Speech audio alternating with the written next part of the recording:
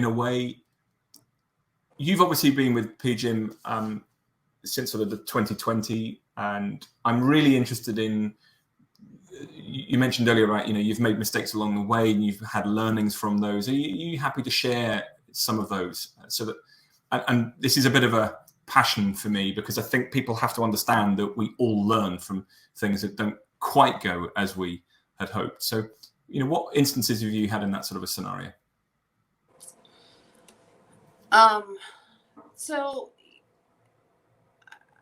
with some of the councils at the beginning, I was trying to be fairly prescriptive on, like, this is how the agenda should work. This is how the meeting should be run. We're going to do everything on Teams. It's all going to be, we're going to have all our files here, just very much more prescriptive. And it's easier if the councils are allowed, more flexibility around what works best for them.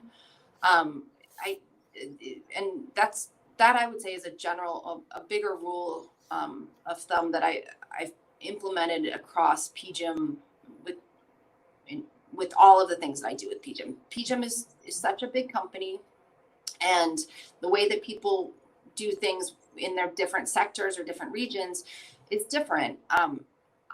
I focus on what I really need them to do. I need them to put their prop tech companies into the database.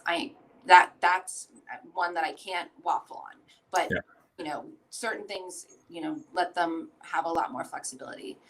I also, we as a team, there are certain things that we researched and proposed to the various different sectors. And we initially had thought about proposing that we could help find consultants to help them solve solutions. And really what they want us to do is say, here is a prop tech that is an actual prop tech solution for you. So instead of a consultant that can help with EV charging, they want to actually have, here is the EV chargers that you should actually implement, in here's the MSA that you should actually use. So,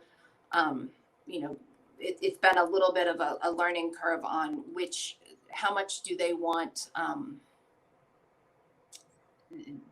us to, like, really give them an answer versus provide guidance. And if I can, I'd like to say I think that's a really fascinating insight, because it's probably a progressive transition as well for them, because I put it to you that maybe the learning is that you gradually over time you can give them the autonomy once a structure and a setup is in place, but they may feel totally out of a comfort zone at the very start, and so you probably need to be prescriptive, but then you start lengthening that rope to allow them to have their own voice and their own needs and requirements for how that region runs and operates. So personally, I think that's a really interesting insight, and something which is probably very, very unique to the sorts of structure that you have within that strategy. So thank you ever so much for sharing.